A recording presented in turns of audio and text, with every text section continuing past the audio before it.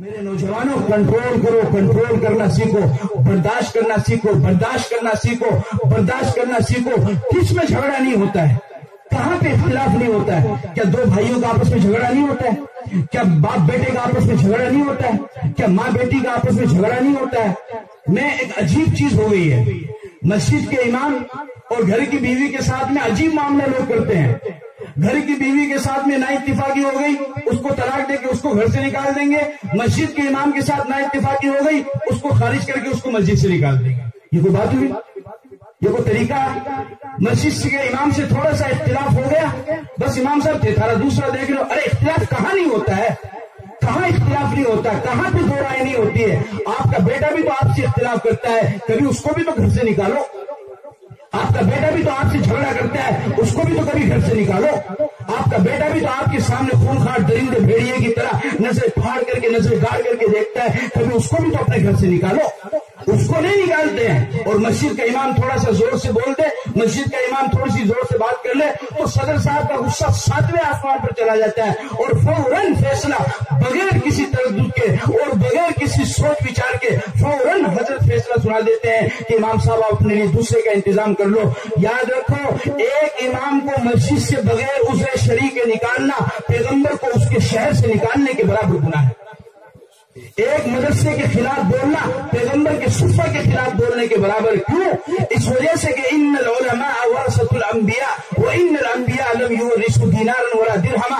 جو وارث کا حکم ہوتا ہے وہی مورث کا حکم ہوتا ہے، جو مورث کا حکم ہوتا ہے وہی وارث کا حکم ہوتا ہے۔ چونکہ علماء، مسجد کے امام، مدرسے میں پڑھانے والے، مسجد میں نماز پڑھانے والے، مکتب میں پڑھانے والے، یہ نبیوں کے وارث ہے، لہذا اگر کوئی ان کو پریشان کرتا ہے تو وہ نبیوں کو پریشان کرنے کے برابر۔ آج تم اس بات پر تو روتے ہو کہ جی ابو جہل نے پتھر مارا اور مولا نبی کا کان پر لا گیا اور بدن پر لا گیا اور آیا ہو گیا اور بیاں ہو گیا۔ میں اگر ہوتا تو میں تو ابو جہل کے ایسے کر دیتا اور میں میرے نبی کے سامنے آ جاتا۔ اتنا دکھ ہے۔ اور اپنے مدرسے کے عالم کو، مدرس کو، مسجد کے امام کو جب زور سے بولتے ہو، جب اس کو ڈانٹتے ہو، جب اس کو گالی دیتے ہو، اسی کے پیچھے نماز پڑھ کر کے اسی کی برائی کرتے ہو، تو کیا یہ پیغمبر کے خلاف بولنے کے برابر نہیں ہے؟ کیا یہ پیغمبر کے خلاف بولنے کے برابر نہیں ہے؟ مسجد کے امام نے تمہارا کیا بگاڑا ہے؟ میں تو بلکہ یہ بات کہہ دینا چاہتا ہوں علماء کی موجودگی میں کہ جتنی، اور میری اس بات کو یاد رکھنا اور زندگی میں اس کا تجربہ کرنا، جتنی پیار سے مسجد کا امام آپ سے بات کرتا ہے، آپ کی سگی اولاد بھی اتنے ادب سے آپ سے بات نہیں کرے گی۔ آپ کی سگی اولاد بھی اتنی تمیز سے بات نہیں کرے گی۔ میری اس بات کو لکھ کر لے جاؤ اور تجربہ کر لینا۔ اور ایک امام، اس کے دل کے اندر آپ کا کتنا درد ہوتا ہے اور آپ اس کے ساتھ میں کیا معاملہ کرتے ہیں۔ خنجر چلے کسی پہ تڑپتے ہیں ہم امیر، خنجر چلے کسی پہ تڑپتے ہیں ہم امیر، سارے جہاں کا درد ہمارے جگر کے اندر ہے۔ ایک امام کو پوری بستی کی فکر ہوتی ہے۔ آپ کے گھر میں آپ کے رشتہ داروں میں سے کوئی بیمار ہو جائے، یہ امام ہاتھ اٹھاتا ہے اور ہاتھ اٹھا کر کے کہتا ہے کہ اللہ فلاں مقتدی صاحب بیمار ہو گئے، یا اللہ تو اس کو شفا دے دے۔ امام تمہارے بیمار کے لیے دعا کر رہا ہے اور تم اس کو تنگ کر رہے ہو۔ کسی کا انتقال ہو جائے تو یہ ہاتھ اٹھا کر کے کہتا ہے کہ یا اللہ تو اس کی مغفرت کر دے، یا اللہ تو اس کو جنت کے اندر پہنچا دے۔ مجھے بتاؤ کس موقع پر امام نے تمہارے ساتھ میں غداری کی ہے، یا کس موقع پر امام نے تمہارے ساتھ دھوکہ دھڑی کی ہے، یا کس موقع پر امام نے تمہارے ساتھ بے وفائی کی ہے، یا کس موقع پر امام نے تمہارے ساتھ بے توجہی اور دو روٹی کا معاملہ کیا ہے؟ امام تو ہر وقت ایک مستور، چوکنے مستور کی طرح تمہارے کام کے لیے موجود رہتا ہے۔ تم کسی بھی وقت کسی بھی کام کے لیے اسے بلاؤ، وہ ہر وقت حاضر رہتا ہے، ہر وقت وہ موجود رہتا ہے۔ لیکن ہماری قوم اس کے ساتھ میں کیا معاملہ کرتی ہے؟ بس اللہ ہی رحم کرے۔ یاد رکھو، اگر کسی امام کے دل کو آپ نے دکھایا اور کسی عالم کے دل کو آپ نے دکھایا تو مغفرت کی امید آپ نہ رکھنا، بڑے گھاٹے کے اندر آپ جا رہے ہیں۔ کسی امام کا دل دکھانا، کسی عالم کا دل دکھانا، یہ نبی کے دل دکھانے کے برابر ہے۔ اس بات کو اچھی طرح سے سمجھ لو، اس بات کو اچھی طریقے سے یاد رکھو۔ اور کتنی کڑی نظر لوگ مسجد کے امام کے اوپر رکھتے ہیں۔ یہ جو آپ مسجد کے امام کے اوپر اتنی سختی کر رہے ہیں، اس پہ امام کا کچھ فرق نہیں پڑے گا اور اس سے علماء کا بھی کچھ فرق نہیں پڑے گا۔ اس سے فرق پڑے گا تو آپ پر اور آپ کی نسل پر اس سے فرق پڑے گا۔ علماء کا کیا فرق پڑے گا؟ امام کو تو آتی ہے جنازے کی نماز، اس کا باپ مرے گا وہ تو کہہ دے گا اللہم اغفر لحینا ومیتنا وشاہدنا وغائبنا الی آخری۔ جب اس کے کسی مرحوم کا انتقال ہو تو کر لے گا اس کے لیے دعا، اس کو تو سورہ اخلاص پڑھ کر کے ایصال ثواب کرنا وہ کر دے گا، وہ تو پورا قرآن پڑھ کر کے ایصال ثواب کر دے گا۔ لیکن میں آپ کو یہ کہہ دینا چاہتا ہوں کہ اگر تمہارا یہی رویہ اپنی مسجدوں کے امام کے ساتھ میں رہا تو یاد رکھو پھر اچھا امام آپ کو ملنے والا نہیں ہے، اور اس طریقے سے مسجد سے اچھے امام وہ خالی ہوتے جائیں گے۔ لوگ اس کی کیا قیمت، ایک ڈاکٹر ہزاروں لاکھ روپے لگا کر کے ڈاکٹر بن کے آتا ہے، لوگ اس کی قیمت لاکھوں روپے میں لگاتے ہیں۔ ایک وکیل بن کر کے آتا ہے، لوگ اس کی قیمت لاکھوں روپے میں لگاتے ہیں۔ ایک انجینئر بن کے آتا ہے تو لوگ اس کی قیمت لاکھوں روپے میں لگاتے ہیں۔ اور ایک طالب علم جو اپنی ساری زندگی کو کھپا دیتا ہے اور خون پسینہ ایک کرتا ہے اور صبح شام ایک کر دیتا ہے اور دن رات ایک کر دیتا ہے اور 15 سال اپنی زندگی کے لگاتا ہے، قاعدہ پڑھتا ہے، پارا پڑھتا ہے، ناظرہ قرآن پڑھتا ہے، حفظ قرآن کرتا ہے، علم دین پڑھتا ہے، نحو پڑھتا ہے، صرف پڑھتا ہے، حدیث پڑھتا ہے، تفسیر پڑھتا ہے، فقہ پڑھتا ہے، فتوے کی کتابوں کو پڑھتا ہے، تمام مسائل کو سیکھتا ہے، اور جب وہ اپنی 15 سال زندگی لگا کر کے مارکیٹ کے اندر آتا ہے، بازار کے اندر اگر آتا ہے تو میری قوم اس کی قیمت 5000 روپے لگاتی ہے۔ یہ کتنے افسوس کی بات ہے، 5000 روپے اس کی قیمت۔ اور پھر لوگ کیا کہتے ہیں کہ جی مول صاحب کے قصہ میں تو برکت ہوا ہے، تو تھالی جو بغیر برکت آ رہی 20,000 ہے نا وہ امام صاحب نے دے دی، اور امام صاحب کی جو برکت آ رہی 5,000 ہے نا وہ تھے رکھ لیا۔ کبھی ایسا بھی کر لینا بھائی، برکت تو ہوتی ہے نا۔ برکت کا مطلب کیا ہوتا ہے کہ کم میں زیادہ ہو جائے۔ برکت کا مطلب کیا ہوتا ہے؟ کم میں زیادہ ہو جائے۔ جیسے مثال کے طور پر 4 روٹی 2 آدمی کھائیں گے، 2 1 اور پھر اگلی 2 1، 4 روٹی 2 آدمی کھائیں گے، لیکن اگر 4 روٹی کو 3 آدمی کھا لیتے ہیں یا 4 آدمی کھا لیتے ہیں، اس کا مطلب یہ ہے کہ اس کے اندر برکت ہوئی ہے۔ مجھے آپ ایک بات بتاؤ، آپ 10 روپے لے کر کے، ہمارے ایک ساتھی ہیں قاری افضل صاحب، یہ بھی اب دکان کھول کے بیٹھ گئے ہیں، آپ 10 روپے لے کر کے ان کے پاس جائیے اور آپ کہو گے جی 10 روپے کی مجھے چیز دو، تو دکاندار آپ کو 10 کی چیز دے گا یا 20 کی دے گا؟ بولو بھائی، 10 کی دے گا۔ اور امام صاحب 10 روپے لے کر کے گئے اور دکاندار سے کہا کہ آپ مجھے 10 روپے کی چیز دو، تو امام صاحب کو 10 کی دے گا 20 کی دے گا؟ تو برکت کٹ گئی بھائی۔ برکت تو جب مانتا جب 10 کی 20 کی دے گا۔ اور امام صاحب اس سے کہنے لگے اوے پاگل، میں امام صاحب ہوں، برکت آ رہی، تنخواہ بار صدر صاحب من دے کر گئے۔ تو دکاندار کیا کہے گا؟ اپنی برکت اپنے پاس رکھو، میں تو بس 10 کے 2 ہی بسکٹ دوں گا آپ کو۔ تو برکت گئی کہاں؟ کتنا جھوٹا پروپیگنڈا لوگ کرتے ہیں کہ جی مول صاحب کے پیسوں، اچھا پھر پیسہ تو پیسہ ہے، پھر پیسہ تو پیسہ، 5000 روپے ہے، وہ صدر صاحب کے ہاتھ میں ہے، ابھی اس میں برکت نہیں ہے، اور جیسے ہی صدر صاحب وہ تنخواہ امام کو دیں گے اب یہ برکتی ہوگی، تو امام صاحب کا ہاتھ کون سا کوئی اللہ کے ولی کا ہے کہ اس میں آتی ہی برکت ہوگی؟ ارے پیسہ تو پیسہ، برکت کہاں سے ہوگی؟ اور پھر اگر اسی طریقے سے امام صاحب کے ہاتھ میں اتنی برکت ہے تو اپنی کمائی کا ایک حصہ متعین کر دو نا امام کو، پورے پیسوں میں برکت ہو جائے گی آپ کے، دو نا بھائی امام کو پورے پیسوں میں۔ بس ایک پروپیگنڈا، بس ایک دھوکہ، لوگوں کو پریشان کرنا۔ آپ کا دل کیوں نہیں بڑا ہوتا ہے؟ آپ چاہتے ہو کہ آپ کا امام غریب رہے؟ اگر آپ کا امام اچھا کھانا کھا لے گا تو آپ کو کوئی پریشانی ہے؟ آپ ہی کے لیے دعا کرے گا نا۔ اگر آپ کا امام کا مکان بن جائے گا تو آپ کو کیا پریشانی؟ آپ ہی کے لیے تو دعا کرے گا، آپ ہی کے لیے تو فائدہ ہوگا۔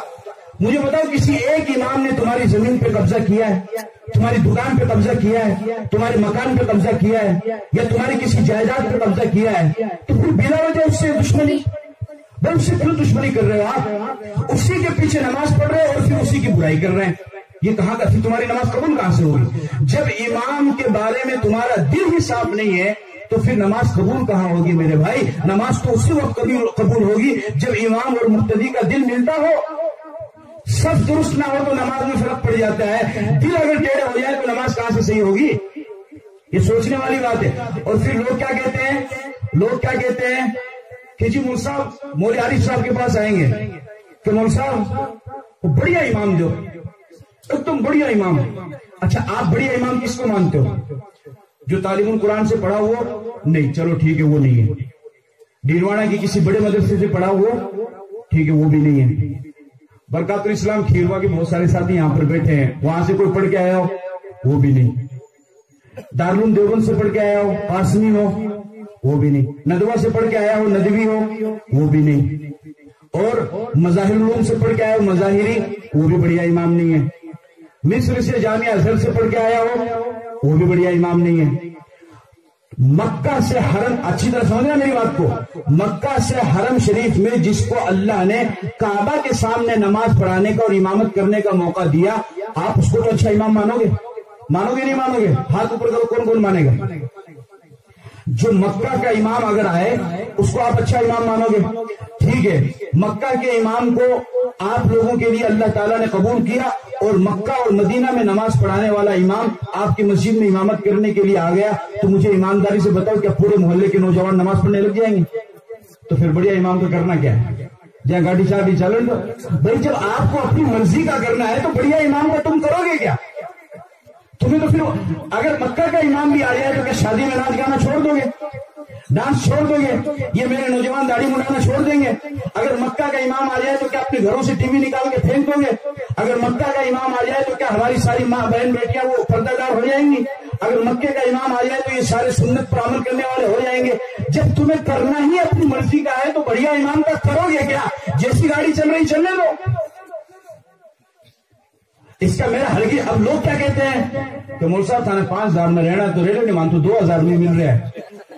ایک بات بتاؤں، 2,000 چھوڑو، 200 چھوڑو، 2 روپے چھوڑو، دنیا کے اندر ایسے لوگ بھی ہیں نہ گھر کے نہ گھاٹ کے، دھوبی کا کتا نہ گھر کا. دنیا کے اندر ایسے لوگ بھی ہیں آپ اس کو صرف 2 ٹائم کا کھانا دے دو وہ آپ کے یہاں امامت کرنے کو تیار ہو جائے گا. تو کیا وہ آپ کے بچوں کو صحیح تعلیم دے دیں گے؟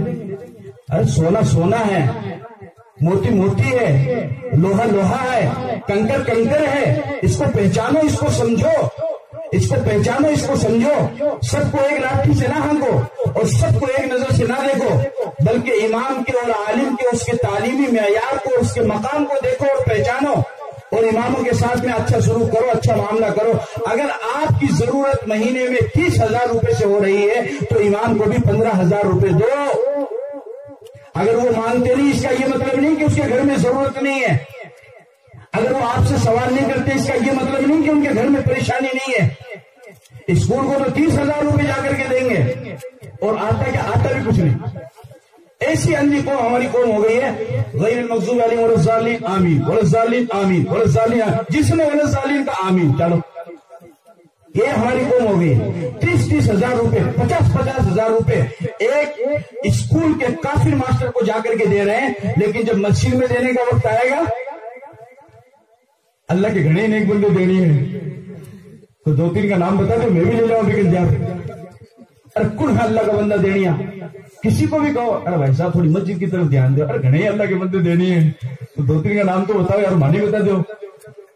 مدرسہ میں بھائی جی، مدرسے میں آپ نے جلسہ کر رہے ہیں، بیچارہ مولی عارف جاوے اپنے چھوٹے چھوٹے قدموں کے ساتھ میں، اپنے ہلکے جسم کے ساتھ میں کہ حاجی صاحب میں جلسہ کر رہے ہیں، ارے نہیں اللہ کے بندے دینی ہے تو حاجی صاحب نہیں دو تو نام تو بتا دو. نہیں، بس صرف ایک دھوکہ. صرف تم اس بات پہ خوش نہ ہو کہ ہم اپنا پیسہ مسجد میں نہیں دے رہے ہیں، تم سوچو کہ کون سا گناہ ایسا کیا ہے کہ اللہ تمہارا پیسہ مسجد میں نہیں لگنے دے رہا ہے. کون سا گناہ ایسا کیا ہے کہ اللہ تمہارا پیسہ اپنے گھر کے اندر اپنے نبی کے مصلی پر محراب پر کھڑے ہونے والے امام کے لیے لگنے نہیں دے رہا ہے. سوچو میرا عزیزو، سوچو اور یاد رکھو میری اس بات کو، کان کھول کر کے سن لو. مجھے معلوم ہے وقت زیادہ ہو رہا ہے لیکن بچے بھی آپ کے ہی پڑھ رہے تھے اور میں بھی آپ کو سنا رہا ہوں، اس لیے سنتے رہو. یہ جو کہتے ہیں نا کل قیامت کے دن اللہ کے نبی سفارش کریں گے، بے شک ہم بھی مانتے اللہ کے نبی کی سفارش کریں گے. یہ حدیث تو آپ نے سنی لیکن ادھوری سنی ہے. ایک اور حدیث میں آپ کو سناتا ہوں، اگر تھوڑا سا بھی ایمان آپ کے دل میں ہوگا آپ کے کان کے رونگٹے کھڑے ہو جائیں گے. فرمایا حدیث کے اندر رسول اکرم صلی اللہ علیہ وسلم نے کہ جس انسان نے کسی مزدور سے مزدوری کرائی، جس انسان نے کسی مزدور سے مزدوری کرائی اور پھر اس مزدور کا حق ادا نہیں کیا، اس مزدور کی مزدوری کے پیسے اس نے نہیں دیے، تو اللہ کے نبی فرماتے ہیں کل قیامت کے دن میں خود اس مزدور کی طرف سے وکیل بن کر کے اس انسان کے خلاف مقدمہ لڑوں. امام پورے مہینے تمہاری مسجد میں نماز پڑھاتا ہے، پورے مہینے تمہارے بچوں کو تعلیم دیتا ہے، پورے مہینے وقت پر وہ اذان دیتا ہے، پورے مہینے تمہارا خیال رکھتا ہے اور پورے مہینے پابندی کے ساتھ وہ نماز پڑھاتا ہے. اب جب پورے مہینے اس نے نماز پڑھا دی تو گویا کہ اس نے مزدوری کر لی. اب 1 مہینہ مزدوری کرنے کے بعد اگر آپ میں سے کوئی ایک بندہ بھی امام کا پیسہ دباتا ہے تو کل قیامت کے دن اللہ کے نبی سے یہ امید نہ لگانا کہ میری سفارش کریں گے. اس سوچ کے اندر رہنا کہ کہیں اللہ کے نبی میرا گریبان نہ پکڑ لے کہ تو نے میرے وارث کے حق کو کیوں کھایا, تو نے میرے وارث کے حق کو کیوں دبایا. اور پھر کتنی پریشانی کے ساتھ, کتنے فاقہ کے ساتھ میں ہمارا امام زندگی گزار رہا, آپ کو معلوم ہے, آپ کو اس کا اندازہ نہیں ہے. اور 1 سیکنڈ اگر مسجد کا امام لیٹ ہو جائے تو ایسا تہلکہ مچا دیتے ہیں کہ بس قیامت سر پر آ پڑی ہے.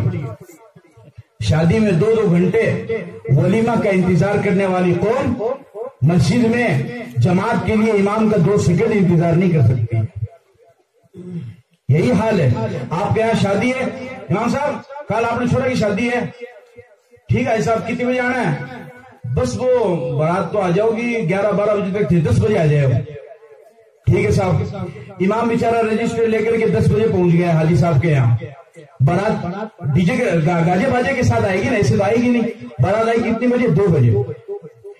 10, 11, 12, 1, 3-4 گھنٹے تک امام وہاں پر بیٹھا رہا. 4 گھنٹے اس امام نے انتظار کیا حاجی صاحب کے بچی کے نکاح کے لیے. اور پھر بعد میں جب بارات آئی تو امام نکاح پڑھا کے چلا گیا. پھر یہی امام اگلے دن فجر میں 4 گھنٹے نہیں, صرف 4 سیکنڈ انتظار لیٹ کر دے تو وہی حاجی صاحب اٹھ کر کے کہتے ہیں کہ امام نے کہا یہ تو لیٹ کر دیا, تو کل جو 4 گھنٹہ بٹھایا تھا پکڑ گیا. ارے میٹھا میٹھا ہف کرو ارے تو جو 4 گھنٹہ بھی نہ کال بٹھایا تھا بکڑ گیا. وہ چل رہا وہ تو ہونا چاہیے. اور امام بھائی وہ بھی تو انسان ہے, اس کے گھر میں بھی تو ضرورت ہے, اس کے گھر میں بھی تو پریشانی ہے. تو یہ سب جو ہے نا میرے عزیزوں, اس سے بتاؤں کیا ہوگا. میں خدا کی قسم اٹھا کر کے ڈیڈوانا کے مسلمانوں تمہیں بتا رہا ہوں, میں بہت سارے ساتھیوں کو جانتا ہوں جو بہترین عالم دین تھے, بہترین مقرر تھے, بہترین مبلغ تھے, بہترین ادیب تھے, بہترین کتابی صلاحیت ان کی تھی, اور بہترین قرآن اور حدیث کی تشریح کرنے والے اور تفسیر کرنے والے تھے. لیکن لوگوں کے ظلم و ستم سے پریشان ہو کر کے انہوں نے امامت کو چھوڑ دیا ہے اور کپڑوں کی دکان کھولی. ایسے مسجدیں اچھے, میں یہ نہیں کہتا تم تنخواہ بڑھاؤ, تنخواہ بڑھاؤ تو بہت اچھی بات ہے, لیکن اگر تنخواہ نہ بڑھاؤ تو سکون سے تو رہنے دو. آج کے زمانے میں بھابھی بننا آسان ہے, امام بننا مشکل ہے. بھابھی کو کون ڈانٹے گا, اس کا آدمی ڈانٹے گا یا اس کی ساس ڈانٹے گی. امام کو تو اگر 40 نقطے بھی آتے ہیں تو 40 کے 40 ڈانٹیں گے. بتاؤ. اور پھر ایک بات میں آپ کو بتانا چاہتا ہوں, لوگ کیا کہتے ہیں, یار یہ بھلا امام ہے نا, یہ صحیح بولی. مجھے پتا ہے تمہارے دل پہ تیر گر رہا ہے, لیکن سنتے رہو, میں بھی تو بہت دور سے آیا ہوں. کیا کہتے ہیں, یار یہ امام صحیح بولی, یار وہ تو نماز جلدی پڑھاتے ہوئے, بھی تو سورت ہی صحیح پڑھنے کو نہیں آوا ہے, بھی تو قرآن ہی صحیح پڑھنا کو نہیں آوا, وہ تو دعا ہی لمبی کون کرا ہوا ہے, اور وہ لمبی دعا کرا دے. امام جلدی نماز پڑھا دے تو مصیبت, لیٹ پڑھائے تو مصیبت. نہ اگلا جائے نہ ہی. ایسی قوم نے مذبذبین بین ذالک لا الہ الا ولا الہ, نہ ادھر کا چھوڑا نہ ادھر کا, کوئی کس سے راضی, کوئی کس سے راضی. اب لوگ کیا کہتے ہیں کہ جی یہ بڑی امام کو نہیں. دوسرا لفظ میں آپ کو ایک بات پوچھنا چاہتا ہوں, بھائی اگر آپ یہ کہتے ہو, آپ کو معلوم ہے کہ آپ کی مسجد کا امام صحیح نہیں ہے اور وہ صحیح نہیں امامت کر رہا ہے, تو آپ اس کی برائی, آپ اس کی شکایت کیوں کر رہے ہو؟ آپ خود بسم اللہ کرو اور مدرسے کے اندر داخلہ لو, اور 15 سال تک روکی سوکی کھاؤ, دن رات ایک کرو, صبح شام ایک کرو, اور 15 سال تک مدرسے کی دال روٹی کھاؤ اور تعلیم حاصل کر کے مسجد میں آؤ اور کہو کہ اب میں امامت کرنا شروع کرتا ہوں. کرو تو صحیح. بھائی آپ نے اپنے بچے کو ایک کام بتایا, وہ لڑکا کام صحیح نہیں کر رہا, تو آپ کیا کہتے ہیں, ہٹ سائڈ لمن دمک کروں. آپ خود کرنے لگ جاتے ہیں, کرتے ہی نہیں کرتے ہیں. آپ کو لگ رہا ہے کہ آپ کی مسجد میں امام اگر صحیح امامت نہیں کر رہا ہے تو ادھر ادھر برائی کرنے کی ضرورت ہے. بسم اللہ کرو اور خود امام بن کے آؤ نا. آپ ہم سے اچھے بنو نا. کس نے کہا ہے کہ آپ اپنے مسجد کے امام کی طرح رہو؟ بنو اچھے. داڑھی سفید ہو گئی ہے, بوڑھے ہو گئے ہیں, زبان موٹی ہو گئی ہے, تو اولاد تو موجود ہے, کراؤ بسم اللہ. کبھی آپ بھی تو اپنی اولاد کے 1 تاریخ ہونے کے بعد 5,000 روپے ہاتھ میں دیکھو. کبھی آپ بھی تو یہ کام کر کے دیکھو, 20 تاریخ کے بعد جب تمہاری اولاد کے گھر میں دودھ آنا بند ہوگا, پان بند ہوگا اور ناشتہ بند ہو جائے گا, اور تمہاری اولاد کے सरों के ऊपर 20 तारीख के बाद जब कर्जा हो जाएगा, कभी ये दिन भी तो देखो। खाली ज़बानी जमा खर्च करने से क्या होगा? करो ना बिस्मिल्लाह, बनो ना इमाम। मैं तो कहता हूं कि सारे इमाम गलत है, सारे इमाम बुरे हैं, सारे इमाम खराब है, तो आप अच्छे बन के आओ ना भाई। अल्लाह के घर को संभालो ना, किसने मना किया आपको? अपने बच्चों को अच्छा इमाम बना के पेश करो ना दुनिया के सामने। लेकिन अगर मस्जिद, अगर अपने बच्चों को इमाम बना देंगे तो 30,000 रुपये खर्चा होंगे, वो तो खाली 5,000 रुपये लाओगा, और 5,000 लाओगे तो बरकत वाली तो लाएगा, रख लो उसको। ये सब शैतान का मकर फरेब है, ये सब शैतान का हीला है जो हमारी कौम को शैतान ने पढ़ाया है। इसलिए मेरे अजीजों, याद रखो, इमाम के साथ ऐसा मामला ना करो। अगर यही मामला आपका इमाम के साथ में रहा तो आपके वालिद का, आपकी वालदा का, आपके दादा दादी का कोई जनाजा पढ़ाने वाला भी आपको नहीं मिलेगा। आदमी क्या, जब वो सुकून से रहेगा नहीं तो वो क्यों पढ़ेगा? और एक बात और याद रखो, इल्म हासिल करना तो फर्ज है, लेकिन इमामती करना फर्ज नहीं है। हाँ, क्यों उलमा किराम में गलत तो नहीं बोल रहा हूं? इल्म हासिल करना तो फर्ज है। अल्लाह के नबी ने ये तो कहा, तलबुल इल्म फरीज़तुन अला कुल्ली मुस्लिम। ये नहीं कहा तलबुल इमाम फरीज़तुन अला कुल्ली मुस्लिम। इल्म तो हर ईमान पर है, हासिल करना फर्ज है, लेकिन इमामती करना फर्ज नहीं है। अगर ये रवैया आपका अपनी कौम, अपने इमामों के साथ में रहा तो फिर याद रखो, आने वाली नस्ल आपको माफ नहीं करेगी। और जब आप स्कूल के एक काफिर मास्टर को 30,000 रुपए दे सकते हो, तो आपको अपनी मस्जिद के इमाम को 30 नहीं तो 15,000 रुपए तो आपको देना ही चाहिए। जब वो इमाम भूखा रह करके नमाज पढ़ाएगा तो नमाज कबूल कहां से होगी? कहते जी इमाम साहब तो कभी कहा नहीं, इमाम साहब ने, अरे वो तो इज्जत की वजह से नहीं मानते हैं, ये तो कुरान ने इनकी शहादत दी है। लिलफुक़राइल्लज़ीना उहसिरू फ़ी सबीलिल्लाह ला यस्ततीऊना ज़रबन फ़िल अर्ज़ यहसबुहुमुल जाहिलु अग़नियाअ मिनत तअफ़्फ़ुफ़ तअरिफ़ुहुम बिसीमाहुम ला यसअलूना अन्नास इल्हाफ़ा। कि वो लोग हैं कि इमाम वो हैं जो कमाने के लिए दूसरे मुल्कों में नहीं जा सकते हैं। मुल्क तो छोड़ो, बेचारा इमाम मस्जिद से घर से बाहर भी नहीं जा सकता। मैं तो ये बात कहता हूं कि लोग जितनी कड़ी नजर मस्जिद के इमाम पर रखते हैं, उतनी अगर अपने घर वालों पर रख ले तो समाज में से और माशरे में से बुराई ही खत्म हो जाएगी। भाई इमाम कहीं भी जाएगा, कहीं से भी रात को आएगा, अल्लाह का शुक्र है वो शराब पी के नहीं आएगा। लेकिन अगर आपकी औलाद रात को लेट आ रही है तो थोड़ी सी तहकीक कर लो कि 2-3 बोतल चढ़ा के तो नहीं आया। हाँ, इमाम कहीं से भी रात को आएगा, अल्हम्दुलिल्लाह जुआ खेल के नहीं आएगा। अगर आपकी औलाद में डुबा के तो नहीं आया। इमाम कहीं से भी आएगा, अल्हम्दुलिल्लाह वो ज़िना करके नहीं आएगा, किसी की इज्जत को लूट करके नहीं आएगा। लेकिन अगर आपकी औलाद आ रही है तो फिर थोड़ी सी तहकीक कर लो कि कहीं वो कर्जा करके तो, कहीं वो गलत काम करके तो नहीं आ रहे हैं। इसलिए मेरे अजीजों, मैंने जो बात आपके सामने कही थी वो यही है कि मस्जिद के आइम्मा का पूरा पूरा ख्याल रखो। अगर ये आपसे मांगते नहीं तो इज्जत की वजह से आपसे सवाल नहीं करते हैं, लेकिन इसका हरगिज ये मतलब नहीं है कि आप भी इनकी जरूरियात का ख्याल न रखो। स्कूल के मास्टर को भूख लगती है, मस्जिद के इमाम को नहीं लगती है। स्कूल के मास्टर के घर के अंदर चूल्हा जलता है क्या? मस्जिद के इमाम के घर में चूल्हा नहीं जलता है। स्कूल के मास्टर के घर में बीमारी आती है क्या? मस्जिद के इमाम के घर में बीमारी नहीं आती है। स्कूल के मास्टर के घर के अंदर अगर बच्ची की शादी होती है तो क्या इमाम की बच्ची की शादी नहीं होती है? स्कूल के मास्टर के घर के अंदर अगर मेहमान आते हैं तो क्या इमाम के घर में मेहमान नहीं आते हैं? स्कूल के मास्टर के अंदर, घर के अंदर अगर कोई मुसीबत तकलीफ आती है तो क्या इमाम के घर में कोई तकलीफ नहीं आती है? जब दोनों मामला बराबर है तो तुमने ये इंसाफ कैसे किया कि एक काफिर के लिए तुम्हारी आमदनी का 30,000 तैयार है और एक इमाम के लिए तुम्हारी आमदनी में से 15,000 भी मौजूद नहीं?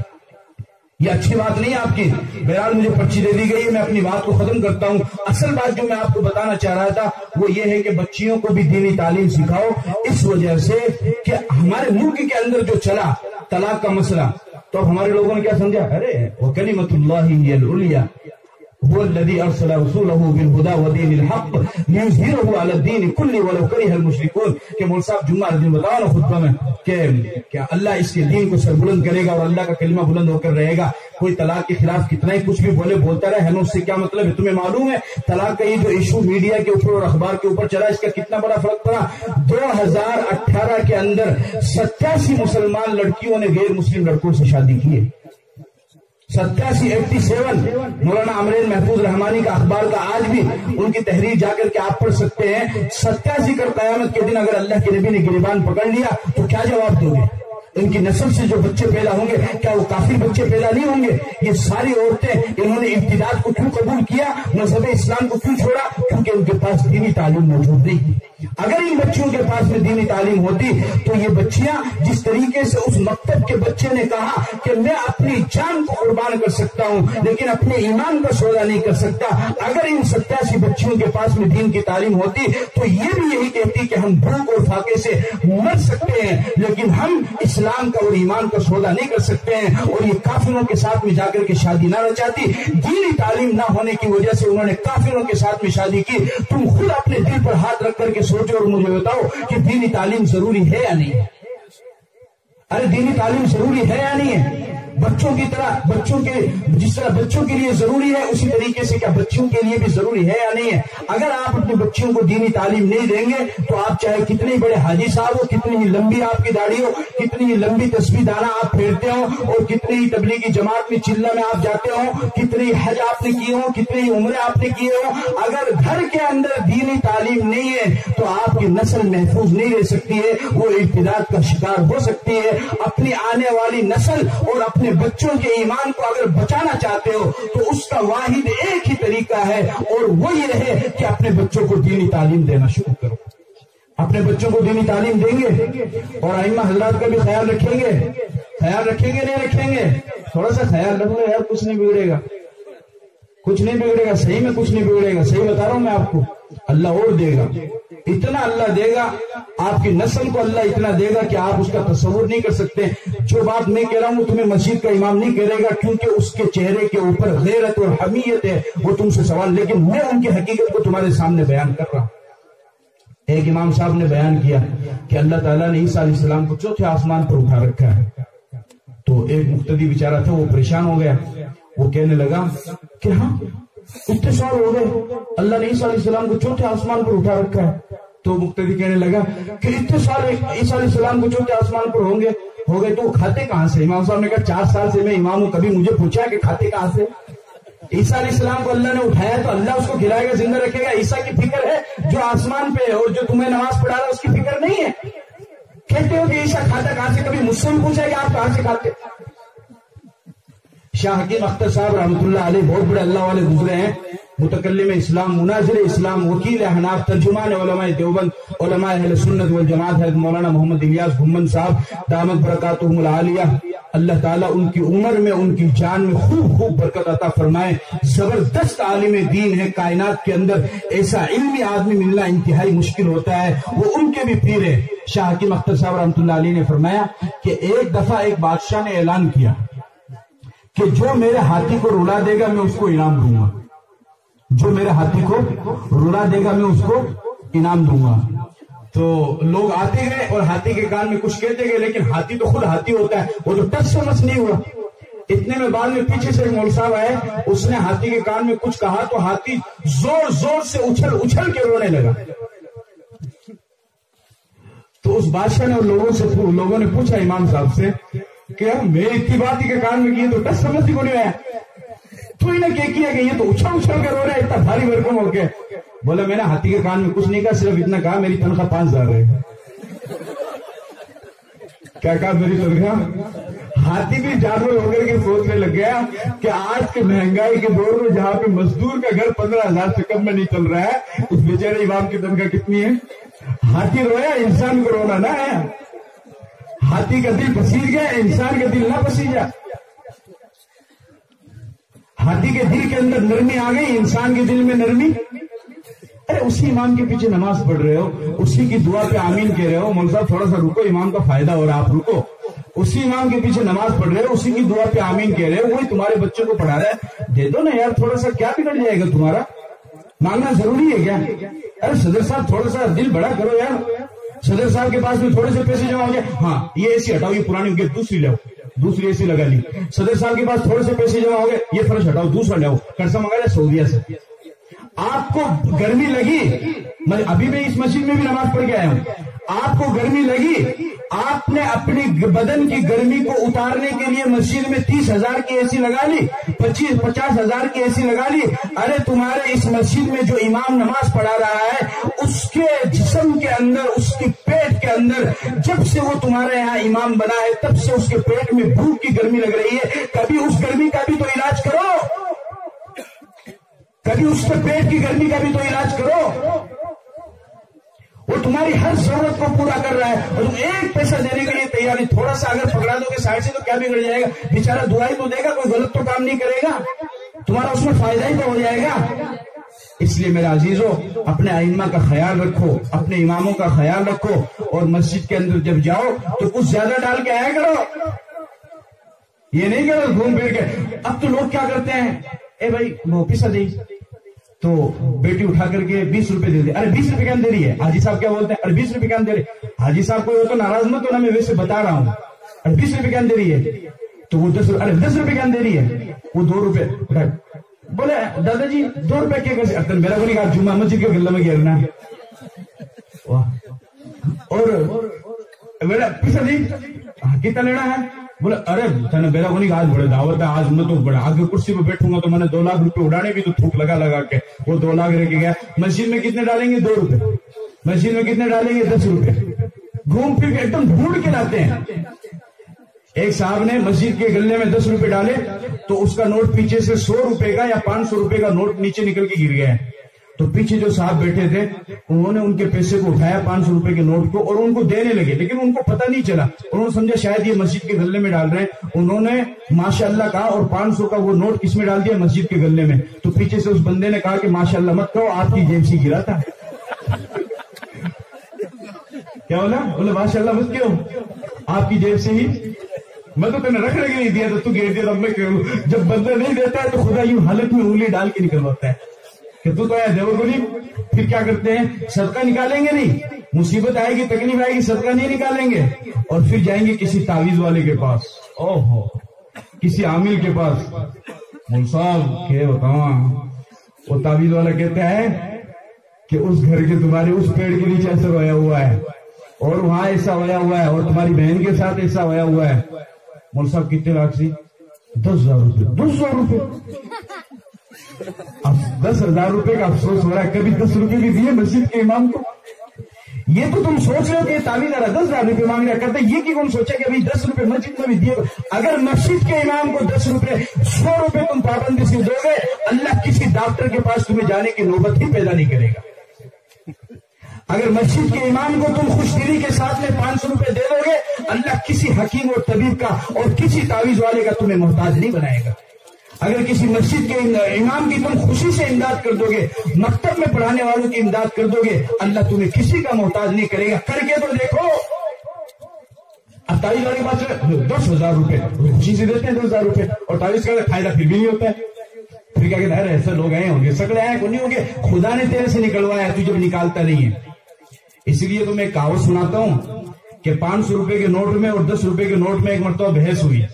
500 کا نوٹ کہنے لگا کہ میں تو شادیوں میں اڑایا جاتا ہوں، میں تو ایک ملکوں سے دوسرے ملکوں میں جاتا ہوں، میں تو ہوٹلوں میں تفریح کرتا ہوں، اور میں تو ادھر سے ادھر سیر و تفریح کرتا ہوں۔ پھر 500 کے نوٹ نے 10 سے کہا کہ یار 10 کا نوٹ تو بھی کچھ بتا دے کہ تو کیا کرتا ہے اور تو کہاں جاتا ہے؟ تو 10 کا نوٹ کہنے لگا کہ یار میں تو گھوم پھر کے مسجد کے گلے میں آ جاتا ہوں، آتا نہیں آتا مسجد کا نوٹ۔ اس لیے میرا عزیزو ماشاءاللہ بہت اچھا پروگرام رہا، چونکہ میں لیٹ بیٹھا ہوں اس وجہ سے میں نے جو حدیث پڑھی اس کی تشریح تو کیا ترجمہ بھی میں نے نہیں کیا ہے، لیکن باتیں دوسری طرف چلی گئی ہے۔ ماشاءاللہ آپ کا یہ مدرسہ تعلیم القرآن دادو باسنی کا مولانا عارف صاحب قاسمی دامت برکاتہم کی زیر پرستی میں اچھی طریقے سے چل رہا ہے۔